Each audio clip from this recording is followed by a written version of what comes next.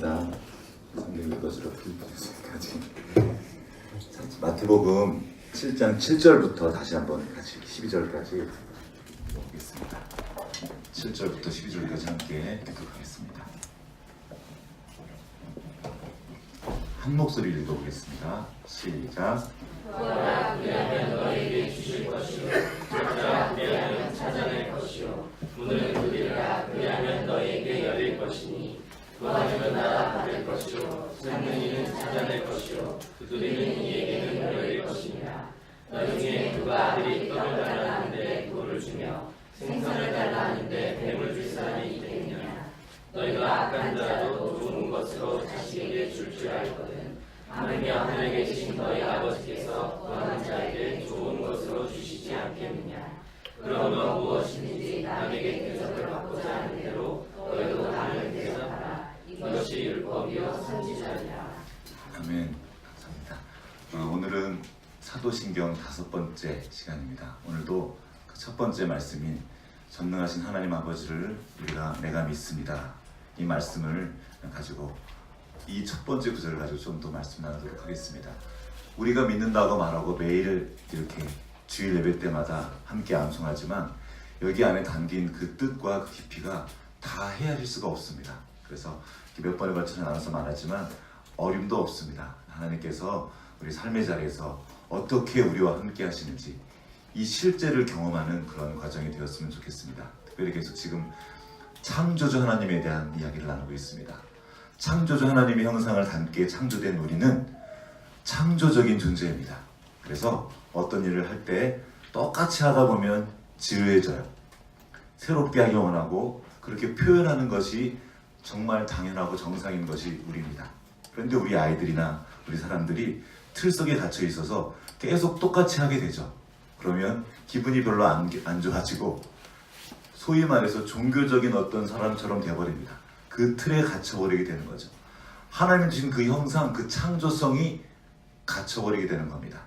그래서 자꾸 우리는 똑같이 예배 드리지만 새롭게 시도하고 마음을 새롭게 하고 이런 과정을 거쳐야 되는 겁니다. 왜냐하면 육신을 입고 있는 인간이기 때문에.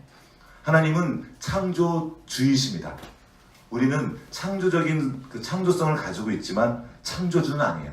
피조물입니다.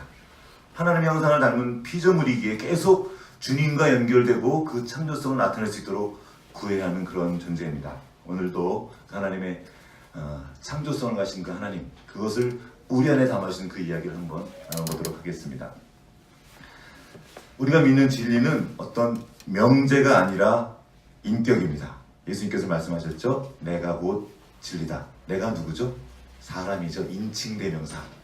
인격을 가지신 그 주님이 진리이십니다. 그런데 우리는 오해하는 것이 진리가 마치 어떤 명제인 줄로 착각합니다. 1 더하기 1은 2다. 뭐 이런 식으로. 어떤 사실을 그냥 인식하는 거죠. 믿음은 그런 게 아닙니다. 하나님이 천지를 창조하셨는데 단지 이 사실을 믿는 것이 아니라 창조하신 그 하나님과의 관계가 믿음입니다. 이 신뢰의 관계를 잃어버리면 하나님이 천지를 창조하셨지 하고 끝나는 거예요. 이게 이신론입니다. 하나님이 천지를 창조하셨고 지금도 알아서 돌리고 계셔. 그런데 지금 나와는 상관이 없게 되는 거죠. 나와 상관없는 하나님을 우리는 그냥 저쪽 위에 두고 살아가는 사람들이 아니라 그 하나님과 지금도 매일 매순간 교제하고 그분과 관계하는 사람들입니다. 이것을 두고 성경은 믿음이라고 말합니다. 이 성경책은 그렇게 하나님과 관계한 사람들의 이야기로 가득합니다. 자, 그래서 오늘 이 질문을 던지는 거예요. 전능하사 천지를 창조하신 하나님 아버지를 내가 믿습니다. 이 신앙 고백이 내 삶에 어떤 영향을 미치는가? 지금 한번 이렇게 속으로 질문을 해보면 좋을 것 같아요. 하나님이 전능하신 하나님인데 그분이 내 아버지신데 이 사실이 지금 내 삶에 구체적으로 생각하는 거 말고 어떤 영향을 미치고 있을까? 내 삶의 자리에서, 내 가정에서, 학교에서, 직장에서 한번 이렇게 잠깐 생각해 보면 좋을 것 같아요. 정말 하나님이 거기 위에 계신 하나님 말고 내 삶에 관여하고 계신가? 나는 그 자리를 열어드리고 있는가? 열어드리고 있다면 어느 만큼 열어드리고 있는가? 한번 생각해 봤으면 좋겠습니다. 이 복음은, 하나님이 우리 아버지시라는 이 엄청난 복음은 우리의 삶의 자리에서 어떤 모습으로 구체화되고 있는가? 그냥 지나가는 삶 말고 이 질문을 던지면서 오늘 좀 말씀으로 들어가기 원합니다. 생각만으로는 우리 삶이 변하지 않습니다. 깨달음만으로도 변하지 않아요. 우리는 늘 말하지만 깨달은 대로 하지 않고 살던 대로 합니다. 하던 대로 해요. 하던 대로만 하면 어떤 새로운 일, 창조적인 일들이 일어나지 않죠. 하던 대로 하던 가운데 새로운 것들 시도하는 일들이 계속 필요합니다. 그리고 그 창조의 지혜는 우리가 시도할 때 더욱 증폭됩니다. 이 생각이 확정되려면 가만히 있지 않아요. 점점 생각하고 또 생각하고 기록해보고 정리한 것을 두고 또 생각하고, 이게 창조의 과정입니다. 무슨 일이든지 이 과정을 건너뛰고는 없어요. 우리는 번뜩이는 아이디어가 창조라고 생각합니다. 아니에요. 창조적인 사람은 번뜩이는 아이디어로 어떤 물건을 만들어내지 않습니다. 이 아이디어를 가지고 붙잡아서 생각합니다. 그리고 그 생각을 확장시킵니다. 그리고 만들어봐요. 만들어보면 어떤 일이 벌어지죠? 내 생각과 다른 일들이 있어. 내 생각처럼 안 되네? 그러면 왜 안 되지? 하고 또 연구합니다. 그래서 어떤 새로운 것들을 만들어냅니다. 다시 말하면 우리가 하나님의 형상인 그 창조성을 나타내기 위해서는 이 과정을 우리의 삶의 자리에서 끊임없이 반복해야 된다는 거예요. 근데 우리가 하지 않아요. 그 과정 중에 지난주의 말씀처럼 게으른 자의 일들이 나타나는 거예요. 생각의 게으름에서 시작됩니다. 게으름. 생각하지 않아요. 그냥 하던 대로 하지 뭐 됐어 대충 생각해야 됩니다. 생각을 하고 이제 그것을 구체화시켜야 됩니다. 생각과 실제 사이에 어떤 간극이 있죠. 이것을 또 메우기 위해서 또 생각합니다. 연구하고. 이게 사람이에요. 우리가 만약에 구체적인 열매를 원한다면 구체적인 실천이 있어야 됩니다. 잠언 12장 11절에 이런 말씀이 있어요. 밭을 가는 사람은 먹을 것이 넉넉하지만 헛된 꿈을 꾸는 사람은 지각이 없다. 헛된 것을 꿈꾸고 꿈만 꾸고 있는 거죠. 오늘 내가 해야 될 그 일들을 하지 않는 겁니다. 이런 말씀도 있어요. 여름 동안 개미는 여름 동안 양식을 마련하고 추수 때에 먹이를 모아둔다. 내가 지금 해야 될 어떤 일들이 있는데 이걸 안 하고 있으면 안 된다는 거예요. 명심보감에 이런 말도 있어요. 춘약, 불경, 추무소망. 우리 가은이 한자 공부하다가 같이 본 거예요. 이번에 시험 보는데 춘약, 불경, 봄에 만약에 밭을 갈지 않으면 추무소망, 가을에 소망이 없다. 거둘 것이 없다. 대충 혹시 쓰지 않았나요? 네, 괜찮습니까? 예. 그래놓고 거기 가은이 한자 책에 나온 거예요. 밑에 딱 써 있었어요. 그 뭐 알아두기처럼 돼가 써 있는데 질문이 딱 있는 거예요. 이걸 공부한 다음에 가을에 바라는 바. 가을에 바라는 바가 있으십니까? 나중에 뭐 이번 가을에 바라는 것이 여러분 있습니까? 1년 뒤에 바라는 것이 있습니까? 그 밑에 써 있어요. 봄에 해야 할 일. 가을에 열매를 거두기 원하는 사람은 봄에 씨를 심어야 되겠죠. 그리고 여름 동안 가꿔야 되겠죠. 여러분 앞으로 올 가을에 뭐 얻기 원하는 것이 있으십니까? 그럼 지금 해야 될 일이 뭐가 있을까 생각을 해봐야 돼요. 그 일이 저절로 나무가 자라지 않습니다. 내년 이맘때에 원하는 것이 있습니까? 그럼 지금 해야 될 일이 나와야 돼요. 내년에 가면 또 매년 그 일을 반복하죠. 매년 안 되고 또 안 되고 그렇게 이 나이가 되었죠. 헛된 것을 꿈꾸는 사람은 다른 사람이 아니라 생각만 하고 있는 사람입니다. 작더라도 열매를 가져가요. 뭔가를 해야 돼요. 씨 뿌리는 일은 굉장히 간단한 일일 수 있습니다. 이 일을 해야 돼요. 씨를 뿌리려고 봤더니 밭이 너무 거칠어요. 그러니까 밭을 갈아요. 그렇게 하나씩 시도를 해야 내가 뭐를 빠졌는지 알게 된다는 거죠. 시도하지 않고 있으면 계속 그 자리에 있게 됩니다. 시간은 계속 가고 나이는 먹어가고. 자, 지금 저는 지난주에 했던 말씀들을 다시 가져와서 말하고 있습니다. 저거 또 했던 말 또 하네? 이렇게 되는 거죠. 왜냐하면 움직이지 않으니까. 우리는 한 번 듣고 잘 움직이지 못해요. 그래서 다시 계속 생각나는 게 필요합니다. 성령께서 그 일을 해주신다. 지금도 생각나게 해주시는 거예요. 야, 너 그거 해야 돼. 자, 이 이야기가 중학교 2학년 교과서에 나온 이야기입니다. 놀랍지 않습니까? 만약에 가은이 또래 아이들이 이 말씀을, 이 명심보감에 나오는 귀한 말씀, 이건 사실은 그건 명심보감인데 왜 교회에서 명심보감 얘기를 해요? 그럴 수도 있어요. 아니요. 이 잠언에 있는 이 말씀들이, 이 파편들이 온 세상에 퍼져 있습니다. 인간은 하나님의 형상을 닮은 인간이기에 어떤 그 진리의 파편들을 가지고 있는 거죠. 담겨져 있는 거 하나님이 주신 거예요, 당신의 자녀들에게. 근데 어쨌든 이 명심보감을 이 아이들이 듣고 어떤 아이들 중에 이걸 딱 깨닫고 하는 친구가 얼마나 될까요? 얘들이 이걸 시험을 봤어요. 그래서 맞았어? 네, 맞았대요. 그렇게 해? 우리는 맞출 수 있어요, 답을. 교회에서 하는 말, 목사님 말로 딱 첫 마디 나오면 저 뒤에 이렇게 하겠구나. 대충 이게 지금 그려진단 말이죠. 그런데 묻는 거죠. 그래서 씨를 심었어? 깨닫는 게 중요한 것이 아니라 작은 것이라도 그 깨닫는 거를 하는 게 중요하다는 거죠. 계속 주님이 말씀하십니다. 그래서 예수님 마지막 명령이 이거죠. 가르쳐 지키게 하라. 여기까지 가는 거예요. 사실 이게 두려운 일인데 목회자가, 목사가 말씀을 가르쳤어요. 이건 저거고 저건 이거고 하나님의 후성에서 다 말했어요. 여기서 끝난다면 이건 아직 다 한 것이 직무유기죠. 가르쳐 지키는 데까지 지키게 하는 데까지. 그건 내가 못하잖아요. 보여주면서 계속 끊임없이 그 일들을 하는 겁니다. 우리의 다음 세대가 지키는 자리까지 가도록 도와줘야 돼요. 오늘날 교회의 어려움이 뭡니까? 가르침은 많아요. 아는 게 너무 많아. 딱 나오면 탁 알아. 그래서 그 다음부터는 듣지도 않죠. 잘 안 들리게 됩니다. 왜냐면 안다고 여기니까. 마크 트웨인이라는 분이 이런 말을 했어요. 어떤 사람이 곤경에 빠지는 것은 그가 뭘 몰라서가 아니다. 뭔가를 안다고 확신해서 그렇다. 성경에서 가져온 말이죠. 스스로 지혜롭게 여기는 자는 넘어진다. 선줄로 생각하는 자는 넘어질까 조심하라.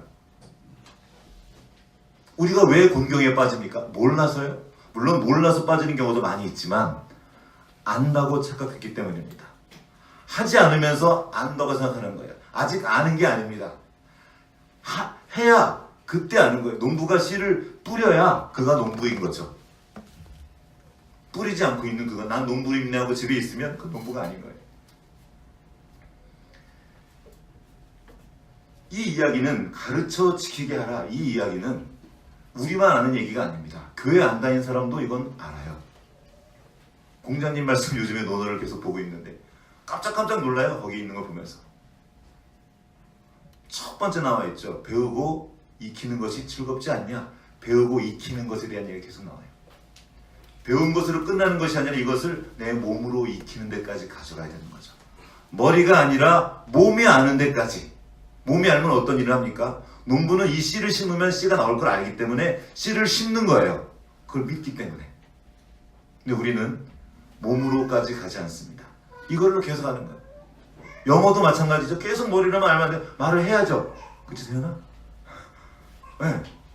하는 만큼 아는 거예요. 내가 하다 보면 들리기 시작하고 내가 하는 말이 들리기 시작하고 계속 머리로만 하는 것으로는 잘하지가 않아요. 써야 돼요. 많이 써야 된단 말이죠. 또 증자라는 분은 제자 중에 있는 거죠. 배운 것을 하루에 세 가지를 이렇게 점검한대요. 그 중에 하나가 배운 것을 내가 익히지 않은 건 없나? 그걸 시험해보는 거예요. 배우기만 하고 그냥 둔 것은 없나? 점검해보는 거죠. 말씀을 들었으면 이게 만약에 하나님의 말씀이라면 듣고 내가 이거 아는 건 없나 점검해보고 없으면 그걸 체크해서 하는 거예요. 오늘 공장님 얘기 너무 많이 하는데 공장님의 세 가지 근심거리. 내가 배운 것을 익히지 않는구나. 익히지 않고 있구나. 제가 왜 자꾸 공장님 얘기를 하고 있습니까? 이건 세상 사람도 아는 거라는 거예요.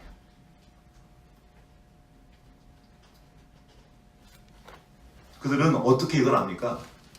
하나님의 형상으로 창조되었기에 어떤 원리들을 깨달을 수 있고 그것들을 가져올 수 있습니다. 이게 인간이란 존재, 놀라운 존재입니다. 근데 이것이 어디서 왔습니까? 아까도 말했지만 아버지께로부터 온 거예요. 그 진리의 파편들이 지금 흩어져 있는 겁니다. 쉽게 말하면 주워 들은 거예요. 잠언의 이 말씀이, 솔로몬을 통해 전한 이 말씀이 온 세계에 쫙 퍼졌는데 그들이 같이 듣고 그걸 한 줄기 붙잡고 열심히 살라고 했던 거예요. 좀 더 쉽게 설명하면 우리 자녀고 우리 아버지가 우리에게 말씀해 주셨어요. 근데 우리는 안 해. 근데 옆집 애가 지나가다가 저거 되게 좋은 말인데 하고 딱 듣고 걔는 그걸 열심히 하려고 노력하고 있어요. 근데 정작 그 집 애들은 안 해. 아빠 말 안 들어. 자기 마음대로 살고, 그럼 어떻게 돼? 밖에 나가면 저거 네 집 자식이 하고 누구 욕먹여요? 아버지 욕먹인단 말이에요. 이 일이 지금 한국교회에 가득해요. 성도들이 나가서 하나님의 영광을 돌리지 않고 계속 아버지 욕먹이고 다니는 거예요. 저 누구에서 어디서 배웠어? 저거 누구 집 자식이야? 걔네 아버지 하나님이래. 제 성경 들고 다니면서 다른 날 공부하고 맨날 그거 하고 다니는데 이상해. 어버이날에 어머니를 모시고 이렇게 어디 밥 먹으러 갔다가 제 오랜 친구 집 근처란 걸 알고 그 친구한테 연락을 해서 친구 어머니가 계시거든요. 그래서 어머니끼리도 아시고 저도 알아서 이제 얼마 전에 장례식을 하면서 친구 어머니 인사했고 제가 한번 찾아뵙겠다고 약속드린 것이 기억나서 갔어요. 가서 이제 여동생이랑 어머니랑 그분 넷이 앉아가 이렇게 얘기를 나누는데 그분은 교회 다니신 분이 아니에요. 대신 책을 아주 많이 읽으신 그런 분이었었어요. 갈 때마다 뭐 도스토옙스키를 읽고 계셨고 예전에 어쨌든 그분이랑 한참 얘기를 하고 있는데 혼자 계신데 이제 며느리가 기독교인 며느리가 들어온 거예요. 아주 독실한 가정이래요. 그래서 뭐 어쨌든 좋은 일을 한다고 생각하고 잘 있는데 이 둘째 아들과 얘기하는 과정 중에 그 집안 이야기와 함께 부딪힐 일이 있었던 거죠. 이 얘기를 다 하기 너무 길어지고 어쨌든 그분이 느낀 건 이건 거예요. 그 집안이 너무 이기적인 거예요. 그러니까 그 시댁의 이기적이라는 것이 아니라 세상을 향해서 어떤 좋은 제안을 이렇게 했는데 거기에 대해서 하는 반응이 너무나 막 좀 힘들게 나왔던 거죠.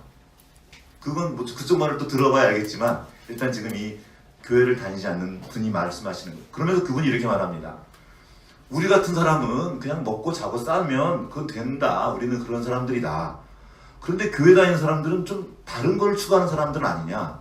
더 높은 것들, 더 귀한 것들을 생각하고 그것들을 하기 위해서 그렇게 교회 다니는 거 아니냐? 라고 말씀하시는데 이거 얼굴이 막 화끈거리더라고요. 세상 사람들이 더 잘 알아요. 교회 왜 다니는지 안단 말이에요. 우리가 교회 왜 다닙니까? 축복받고 나 혼자 잘 먹고 잘 살라고 교회 다닙니까? 아니거든요. 우리가 받은 그 축복을 흘러가게 하고 나누고 섬기기 위해서 교회 다니는 건데 우리보다 그 사실을 저쪽에서 더 잘 알아요. 밖에 사람들이. 그리고 정작 모여있는 사람들은 복달하고 우리 자식 잘 되게 해달라고 그러고 내 자식 끌어안고 다 유학 보내고 다 하고 좋은 곳에서 기득권이 되는 게 축복이에요. 성경의 축복은 그게 아닙니다. 기득권이 되는 게 축복이 아니고 받은 그 축복을 나누는 게 축복이라고 계속 말씀하시는데도 우리는 그 말씀을 허투루 듣고 있어요. 오히려 세상 사람들은 그걸 주워서 들고 다 알고 있고 그렇게 살려고 이게 사람답게 사는 거지 하고 있는데 우리는 그거를 잃어가고 있어요. 옆집 애들만 잘 되고 있는 우리가 잘 돼야죠. 나만 배부르기 위해서가 아니라 섬기기 위해서. 이전엔 그러지 않았습니다. 안중근 어머니 편지 유명하죠. 너 거기서 살아남을 생각하지 마라. 거기서 죽어라. 이런 엄마, 그분의 이름이 마리아예요. 이런 신앙의 선조들이 있었는데 우리는 잃어버려가는 거죠. 하나님에 대한 개념은 있지만 그 실제가 없기 때문에 일어나는 일들입니다. 하나님을 알긴 알아요. 믿어요. 하나님이 태초에 천지를 창조하셨어요. 그걸 믿어요. 근데 그 아버지와 내가 지금 관계가 없어요. 아무 관계가 없어요. 난 나대로 내 마음대로 살고 아버지는 거기 계셔요. 나는 그냥 좀 살게요. 화석화되고 이게 생명 없는 종교의 일들을 만듭니다. 제일 무섭대요. 그래서 교회 다니면서 좀 아는 사람들이 제일 무섭다고. 그래서 우리는 더 겸허하게 마음을 낮추는 안다 여기지 않고 내 삶을 돌아보면서 내가 받은 말씀, 내가 깨달은 말씀 가운데 내 몸으로 연결되지 않은 것이 없나? 이게 성육신인 거죠. 인카네이션. 성경의 기본, 하나님이 사람이 되셨다. 사랑이신 하나님이 이 땅에 사람으로 나타나셨다.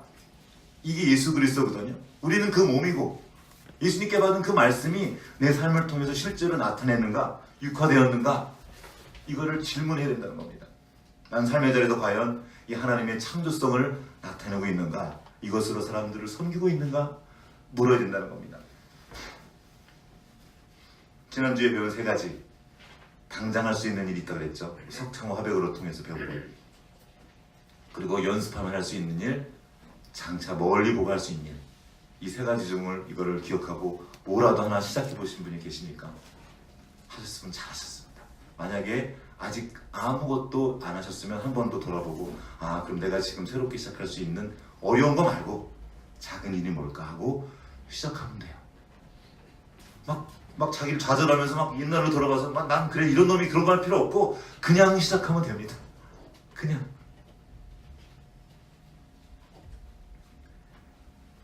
반복의 힘, 반복에 엄청난 힘이 있습니다. 거꾸로 오버히어링 말씀드렸었죠. 반복해서 들으면 또 이게 안 들리게 된단 말이에요. 그래서 우리가 지금 그 경계에 서 있습니다. 내가 말씀을 듣고 반복할 것인가? 자꾸 그 말을 또 듣게 해서 잔소리로 만들어 볼 것인가? 그 진리를. 진리가 잔소리가 되어버리면 안 됩니다. 진리를 작은 것이라 내가 딱 잡고 실행하면 이게 점점 실제가 커집니다. 놀라운 일들이 거기서 일어나는 거죠.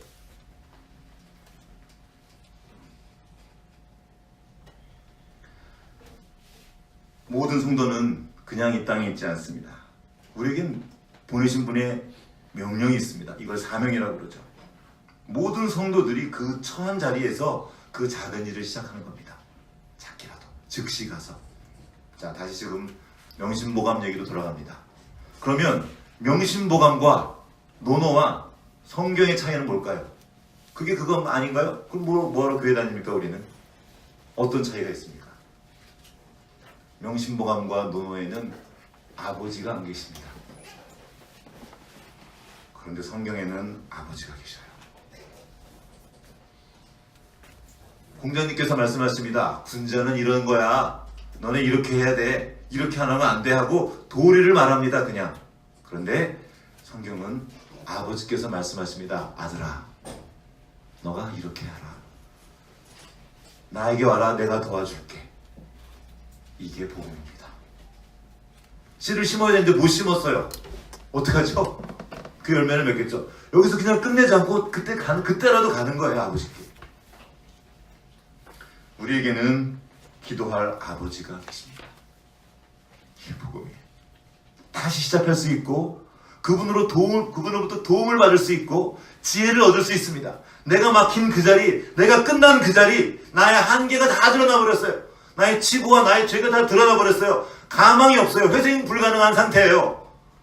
세상은 말하면 너 이제 끝났어라고 말하지만 아버지는 말씀하십니다. 아직 끝나지 않았어. 내가 너의 아버지인 이상 넌 끝나지 않아. 나한테 와라. 내가 도와줄게. 지쳤냐? 나한테 와라. 내가 쉬게 해줄게. 근데 안 가고 버티고 있는 거예요. 계속. 내가 내 힘으로 해보겠다고. 아버지가 계신데 왜 그러냐는 거죠. 그게 마태복음 7장 7절부터 11절까지 오늘 말씀 읽은 겁니다. 구해라. 와서 구해라. 하늘 아버지께서 너희에게 좋은 것으로 주시지 않겠느냐. 여기 아버지가 나오는 거예요. 아버지가. 전능하사 천지를 창조하신 그 아버지 하나님이 이제 예수 그리스도를 통해서 보내셔서 우리에게 말씀하십니다. 나에게 와서 구해라. 그리고 뭐라고 하셨어요? 구하기만 하라고 그러셨나요? 찾고 두드려라까지 가는 거예요. 이게 한 묶음입니다. 창조의 과정. 우리가 어떻게 하나님이 주신 그 지혜, 창조의 지혜를 나타낼 수 있습니까? 먼저는 구하고 그 다음에는 찾고 두드리는 이 과정을 하는 거예요. 오늘 느헤미야를 한번 들어가 보겠습니다. 느헤미야 1장을 한번 볼게요. 같이. 너무나 잘 아시는 말씀이지만 다시 한번 기억나게 하시기를 그 은혜를 구하면서 보겠습니다. 자, 하가라의 아들 느헤미야의 말이라. 아닥사스다 왕 제20년 기스로월에 내가 수상공이 있는데 내 형제들 가운데 하나인 하나니가 두어 사람과 함께 유다에서 내게 이르렀기로 내가 그 사로잡힘을 면하고 남아있는 유다와 예루살렘 사람들의 형편을 물은즉 그들이 내게 이르되 사로잡힘을 면하고 남아있는 자들이 그 지방 거기에서 큰 환난을 당하고 능력을 받으며 예루살렘 성은 허물어지고 성문은 불탔다 하는지라. 내가 이 말을 듣고 앉아서 울고 수일 동안 슬퍼하며 하늘의 하나님 앞에 금식하며 기도하여. 여기 보면 한 가지 단계가 더 있습니다. 울었어요. 그냥 운 게 아니고 수일 동안 펑펑 운 겁니다.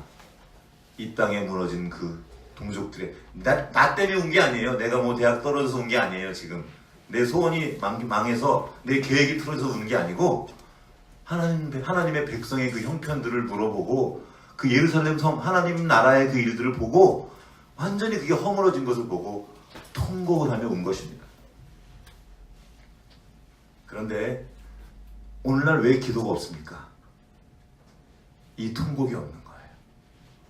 다 무너졌는데, 다 허물어졌고 지금 피폐해졌는데 우는 사람이 없습니다. 이 이야기는 예술과 기독교라는 얇은 책자가 있습니다. 예술가에 대한 이야기를 하면서 크로님이라는 분이 쓴 기록, 그분이 예술가한테 준 4가지 충고가 있습니다. 그 첫 번째가 이거였어요. 통곡하라, 기도하라, 사고하라, 생각하라, 일하라. 좀 놀랐어요. 예술가에 대한 조언을 계속하면서 한참 막 좋은 말, 뭐 철학적인 말, 그런 말만 하는 것이 아니라 그분이 대한 첫 번째 제안이 통곡하라였습니다. 그 말이 이렇게 쿡 저에게도 왔어요. 아, 우는 사람이 없다. 교회가 무너졌는데, 인간성이 무너졌는데, 우리 다음 세대가 이 어려운 형편에 처했는데, 세월호가 빠졌는데 우는 사람이 없다는 거예요. 이것도 그 어머니가 하신 말입니다. 친구 어머니가. 세월호 일이 너무 가슴 아픕니다. 그게 터졌는데도 나라가 바뀌지 않고 계속 여전히 그런 굳어있는 일들이 반복되는 것 같아서 너무나 속상하고 안타깝습니다. 우리도 속상하잖아요. 근데 그걸 끝이에요. 이거를 부둥켜 안고 우는 사람이 없습니다. 통곡을 시작하면 이제 기도하는 거죠. 왜 통곡했습니까? 방법이 없어요. 지금 이 느헤미야에게 그 예루살렘에 그걸 보고 안타까운데 죽겠는데 자기는 지금 아무도 아니야. 아무것도 아니야. 어떻게 될지 모르겠어요. 그래서 우는 거예요.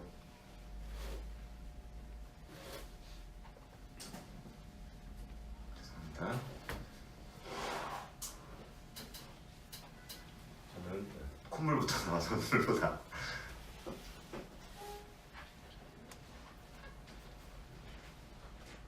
눈물을 잃어버렸습니다. 예수님이 그러셨죠. 피를 불어도 춤추지 않고 저쪽에서 아픔을 당해도 울지 않습니다. 나와 상관없는 일이에요. 나만 어떻게 잘 살아남으면 돼요. 나만 살아남기, 이게 지금 이 시대 아닙니까? 적자생존. 살아남는데 혈안이 되느라고 옆에서 다 죽어가는 것이 보이지가 않아요.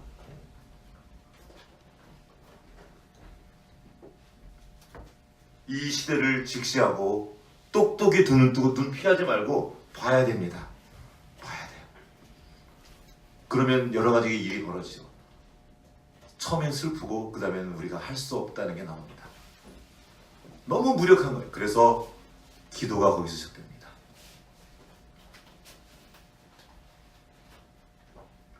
아까 말한 한스 로크마커라는 분이 한 말입니다. 예술과 기독교라는 책에서 통곡한다는 것은 우리 자신의 약점, 부족함과 한계를 바로 보는 것이다. 느헤미야가 그랬죠. 내 한계를 보고 통곡하기 시작한다. 그리고 우리의 사랑, 관심, 노력이 부족했던 것을 직시하는 것이다. 피하지 않고 보는 거예요. 진정한 통곡은 우리로 하여금 기도하게 한다. 이제 통곡하는 사람들을 통해서 기도가 시작됩니다. 구하는 거죠. 나를 위해서 구하는 게 말고, 나의 성공과 영달을 말고 하나님의 나라를 위해 구하는 일들이 이제 시작되는 겁니다. 그래서 구하라는 거예요. 먼저 그의 나라와 그의 의를 구하라. 우리가 구해야 될 것이 그거죠. 이 기도를 통해서 그 믿음의 관계가 시작되는 겁니다. 사실은 하나님께서 먼저 찾아오셔서 말씀하셨죠. 나라를 구해라. 나라가 임하옵시며 하나님의 나라가 이곳에 오게 해달라고 기도하라고 명령하셨고 우리는 그 소명을 받은 자입니다.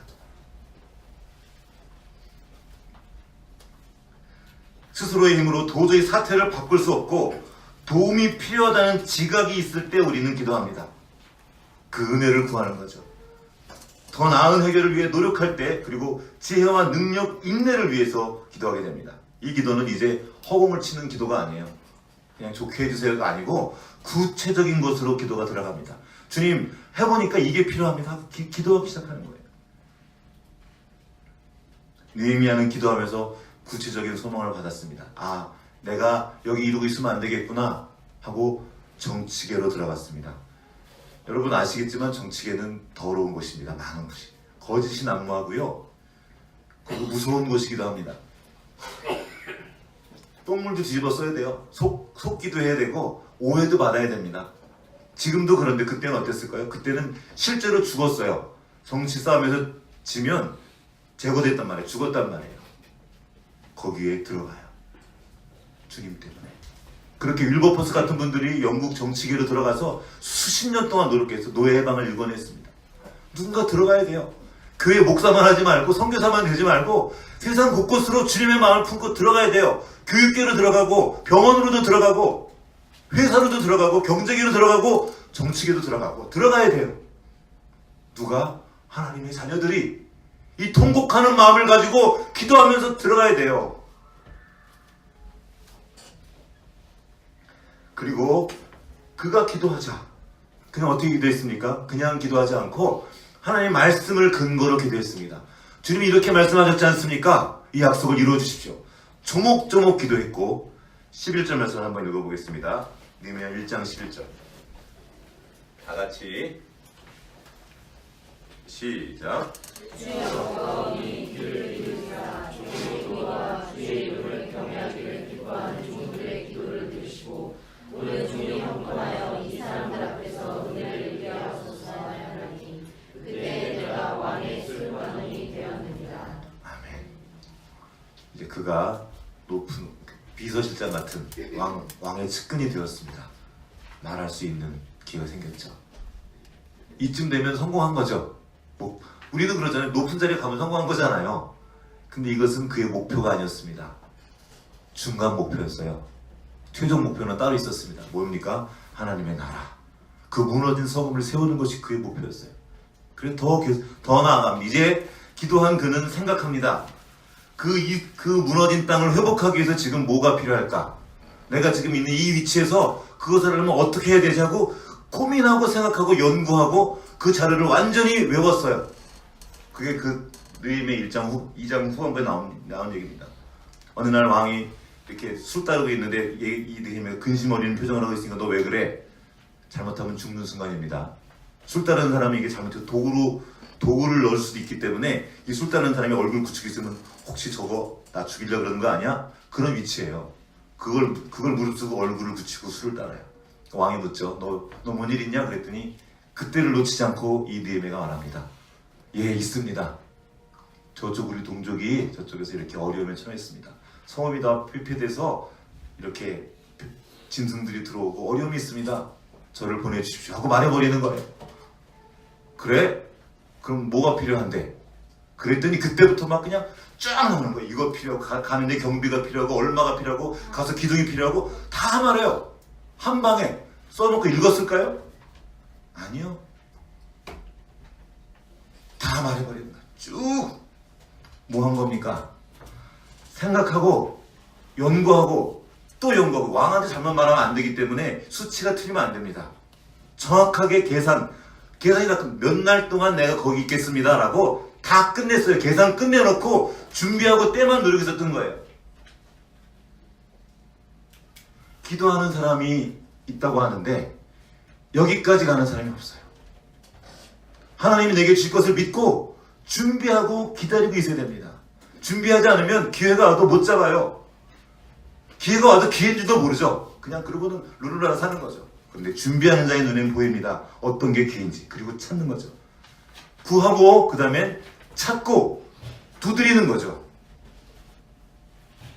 그러면 주님이 도와주십니다. 이 요한복음에 나와 있는 말씀이. 그러나 그러자 보호자 곧 아버지께서 우리는 그 아버지에 대한 그 지금 공부를 하고 있는 겁니다. 아버지께서 내 이름으로 보내실 성령께서 너희에게 모든 것을 가르쳐 주시고 내가 너희에게 말한 모든 것을 생각나게 하실 것이다.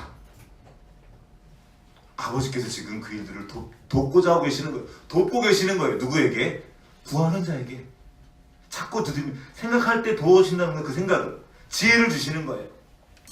그거 별거 아닌 것 같은데 그 작은 생각 하나가, 작은 충고 하나가 완전히 뭘 바꿉니다. 이게 비싼 거거든요. 그 작은 말 한마디가. 세상은 하나님 없이 혼자 생각합니다. 허울판에 혼자 뚝 떨어졌어요. 적신. 실존주의가 그거죠. 내가 이 땅에 기초되었다. 이 땅에 그냥 떨어졌어. 아무런 목적도 없이 떨어졌다는 거예요. 그들은 그래서 치열하게 살아야 돼요. 자기 힘으로 다 살아내요. 다 이겨야 돼요. 우리도 힘써야 되지만 우리에게는 누가 있어요? 아버지가 계시고. 생각할 때 혼자 생각하지 않고 아버지와 함께 생각하는 겁니다. 우리는 하나님께 물어요. 세상은 지금 여전히 계몽주의의 흐름 가운데 있습니다. 계몽주의가 뭐죠? 이성의 힘을 믿고 하나님에 대한 모든 믿음을 주관적인 것으로 그리고 개인적인 것으로 만들고 있어요. 그건 너 개인의 일이지. 너는 어떻게 믿어? 그렇게 말하죠. 아니요. 하나님은 단지 개인적인 어떤 영에 계신 분이 아닙니다. 온 우주를 다스리시는 하나님이셔요. 세상은 지금 하나님을 그 개인의 영역에 가두어 두고 하나님을 치워버렸습니다. 문제는 교회도 그걸 같이 한다는 거예요. 그건 네 신앙이야. 네가 알아서 해. 하나님은 나라의 왕이십니다. 우리가 그것을 파악하지 못하면, 내가 거기에 물들어 있다는 걸 알지 못하면 우리도 위험한 징에 빠지게 됩니다. 이 계몽주의를 통해서 그 열매가 뭐죠? 프랑스 혁명이죠. 대표적인 것이. 이 계몽주의 전도사가 있었습니다. 프랑스에서. 루소와 그 볼테르, 러세의 그 사상을 받아가지고 그것을 열심히 말했던 법률가가 바로 로베스피에르입니다. 그가 그 프랑스 혁명을 주도했던 사람이죠. 처음에 그는 사형제도도 반대했고 정말 사람 한 명 한 명을 귀하게 여겨서 그 인간 존중에 대해서 말했던 사람입니다. 그걸 막 전도가 다녔어요. 혁명에 성공하자 왕을 죽이고 그때부터 이어진 그 피해 혁명은 이루 다 말할 수가 없어요. 얼마나 많이 사람을 죽였는지 몰라요. 자기의 말에 반대한 사람 다 죽여버렸어요. 다. 그때 죽은 사람들이 전장에서 죽은 사람보다 더 많았대요. 매일 그 단두대에서 수백 명씩 죽어나갔습니다. 조금만 반대해도, 시민이란 말만 안 써도 왕의 편을 드는 다 죽어버렸어요. 그리고 자기도 결국 그 단두대에 죽었어요. 계몽주의 환상은 이렇습니다.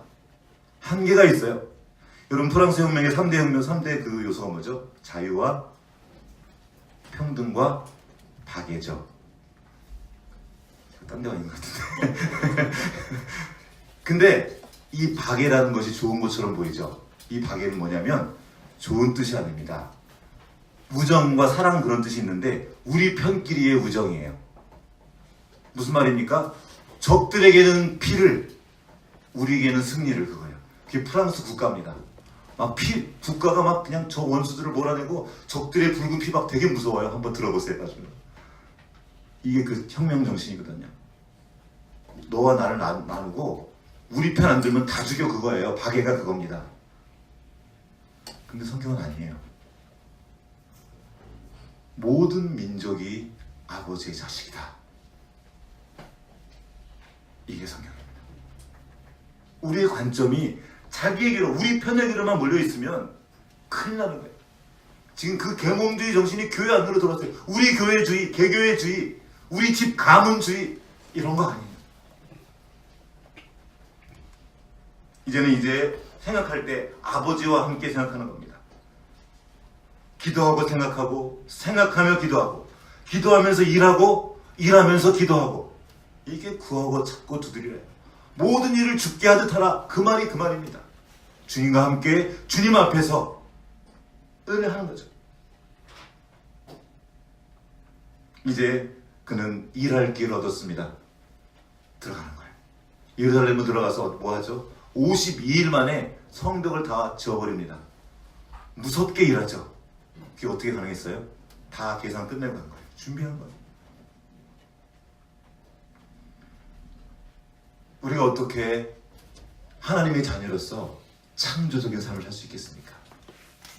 창조성을 나타내면서 이 세상을 더 아름답게 하고 풍성할 수 있겠습니까?